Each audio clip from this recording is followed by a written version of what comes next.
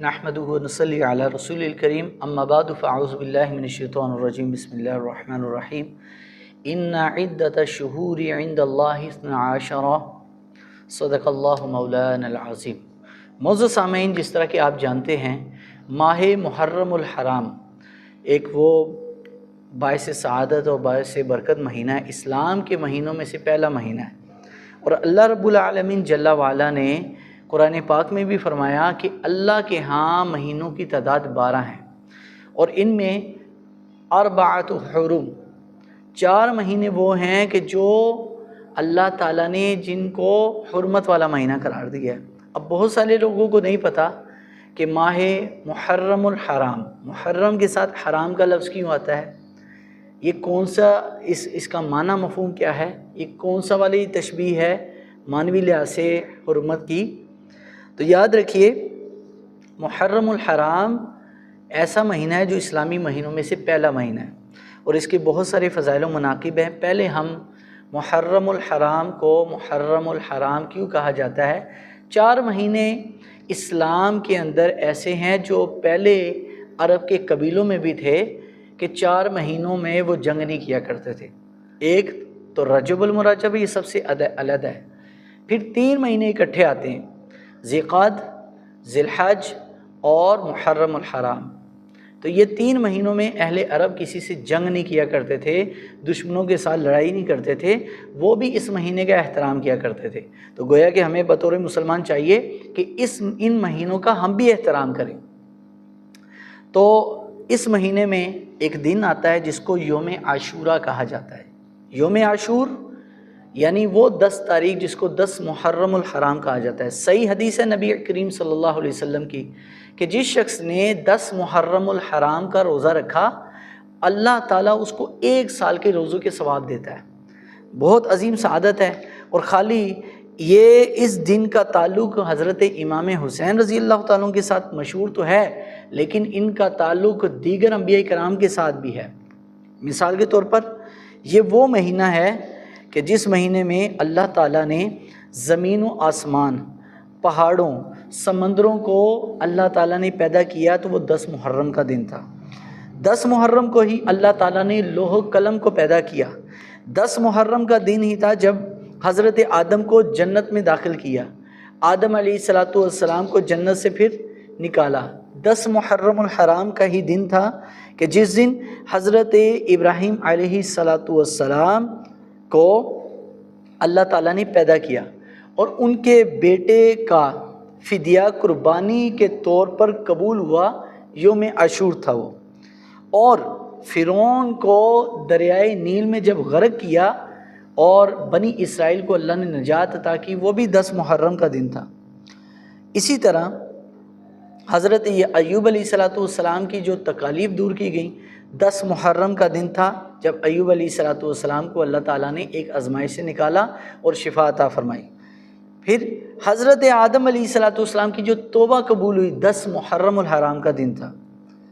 اور حضرت داؤد علیہ السلام کی لغزش اللہ رب العالمین نے معاف فرمائی، وہ بھی 10 محرم کا دن تھا۔ حضرت آدم علیہ السلام کی لغزش کو اللہ تعالیٰ نے معاف کیا، تو 10 محرم کا دن۔ داؤد علیہ السلام کی لغزش معاف ہوئی، 10 محرم کا دن۔ حضرت عیسیٰ علیہ السلام کی پیدائش بھی 10 محرم کو، اور زندہ جب آسمانوں میں اٹھائے گئے وہ بھی 10 محرم کا دن تھا۔ اسی طرح حضرت جبریل امین علیہ السلام کو بھی 10 محرم کو پیدا کیا۔ آدم علیہ السلام کو آتش نمرود سے، جو قرآن مجید فرقان حمید کے اندر آیا، یا نار کونی بردم و سلام علی ابراہیم، اے آگ ابراہیم کے لیے ٹھنڈی ہو جا، 10 محرم کے دن کو اللہ نے آگ کو ٹھنڈا کیا۔ ادریس علیہ السلام کو آسمانوں میں اٹھایا، 10 محرم کا دن تھا۔ اور اللہ تبارک تعالیٰ نے داؤد علیہ السلام کی لغزش کو معاف کیا، 10 محرم کا دن۔ حضرت سلیمان علیہ السلام کو جب حکومت عطا کی گئی، 10 محرم کا دن۔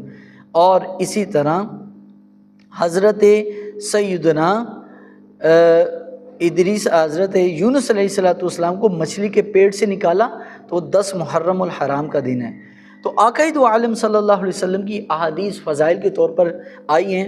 جناب ابو ہریرہ فرماتے ہیں کہ رسول اللہ صلی اللہ علیہ وسلم نے فرمایا کہ بنی اسرائیل سال میں ایک دن عاشورے کا، وہ دن ان پر روزہ فرض تھا، اور جب حضور علیہ الصلوۃ والسلام کا زمانہ آیا تو اس دن کو بطور شکرانے کے وہ عید منایا کرتے تھے۔ تو حضور نے فرمایا آئندہ سال اللہ تعالیٰ نے ہمیں استطاعت دی، وسعت دی، تو ہم آج کے دن کو یعنی 10 محرم الحرام کو ہم روزہ رکھیں گے، اور 9 کو بھی رکھیں گے، ہم ڈبل روزہ رکھیں گے۔ تو کہنے کا مقصد یہ ہے کہ جس شخص کو یہ مہینہ عظیم مہینہ نصیب ہو، اس میں روزہ رکھے، اس میں صدقات و خیرات کرے، کہ جس شخص نے 10 محرم کو اپنے گھر والوں پر وسعت کی، بھوکوں کو کھانا کھلایا، پورا سال اللہ تعالیٰ ایسے بندے کو وسعت عطا فرمائے گا۔ اور ایک اور حدیث شریف میں ہے کہ جس شخص نے 10 محرم الحرام کو غسل کیا، اپنا پاک کیا، اللہ پورا سال ایسے بندے کو بیماریوں سے محفوظ رکھے گا۔ تو 10 محرم الحرام بہت فضیلت والا دن ہے۔ اللہ تعالیٰ اس دن لوگوں کے گناہوں کو معاف فرماتا ہے۔ قیس ابن عبادہ فرماتے ہیں کہ جنگلی جانور بھی یوم عاشورہ کا روزہ رکھتے تھے، ہم نے دیکھا، اور نبی کریم صلی اللہ علیہ وسلم نے فرمایا ماہ رمضان المبارک کے بعد افضل ترین روزہ 10 محرم کا روزہ ہے۔ تو 10 محرم یہ بہت ہی فضیلت والا دن ہے۔ اب اس کو یوم عاشور کیوں کہتے ہیں؟ شب عاشور، یوم عاشور، یعنی 10 محرم کو یوم عاشورہ کہتے ہیں۔ عاشورہ کہنے کی 3 وجوہات علماء نے بیان کی۔ وہ اس لیے کہ یہ محرم کی 10 تاریخ کو آتا ہے، اس لیے اس کو یوم عاشورہ کہتے ہیں۔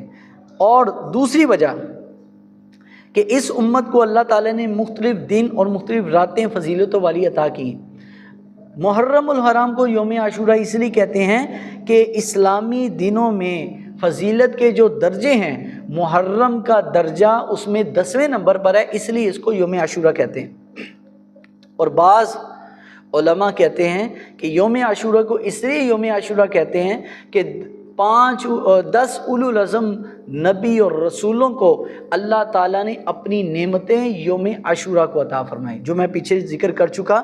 ایک آدم علیہ السلام کی توبہ قبول ہوئی، ادریس علیہ السلام کو مقام رفیع یعنی اوپر اٹھایا آسمانوں میں، نوح علیہ السلام کی کشتی جودی پہاڑ پر ٹھہری، اسی روز حضرت ابراہیم علیہ السلام پیدا ہوئے، اور اسی روز حضرت ابراہیم کو رب نے خلیل بنایا، اور اسی روز ہی جناب ابراہیم علیہ السلام کو آگ سے اللہ تعالیٰ نے نجات دی، اسی روز داؤد علیہ السلام کی توبہ قبول ہوئی، اور اسی روز حضرت سلیمان علیہ السلام کو ان کی سلطنت دوبارہ اللہ تعالیٰ نے عطا کی، اور اسی روز ہی حضرت ایوب علیہ السلام پر جو آزمائش تھی اللہ نے ان کو اس سے نجات دی اور ان کو درد کا مداوع ہوا۔ اسی روز ہی دریائے نیل میں فرعون کو غرق کیا، حضرت موسیٰ علیہ السلام کی قوم کو اللہ نے بچا لیا۔ اسی روز جناب یونس علیہ السلام کو مچھلی کے پیٹ سے اللہ نے رہائی عطا فرمائی۔ اسی روز ہی حضرت سیدنا عیسیٰ علیہ السلام کو اللہ نے آسمانوں میں اٹھایا۔ تو محرم الحرام اسلامی مہینوں میں بڑا فضیلت رکھتا ہے، جہاں حسنین کریمین سیدنا امام علی مقام شہدائے کربلا کے ساتھ اس مہینے کا تعلق ہے، وہیں پر اس کی پیچھے کی تاریخ بھی انبیاء کرام علیہ السلام سے جڑی ہوئی ہے۔ اس لیے جس طرح نبی کے آنکھوں کے نور عین تھے امام حسین، چنیدہ اور برگزیدہ تھے اللہ کی بارگاہ میں، تو رب نے اپنے نبی کے محبوب یعنی نواسے رسول صلی اللہ علیہ وسلم کو جیسے پسند کیا، ان کی شہادت کے دن کو بھی اللہ نے پسندیدہ دنوں میں سے شہادت عطا فرمائی، اسی وجہ سے اس کو یوم عاشورہ کہتے ہیں۔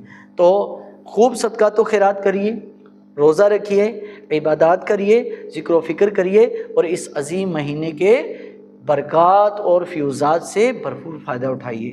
اللہ تعالی ہم سب کو عمل کی توفیق عطا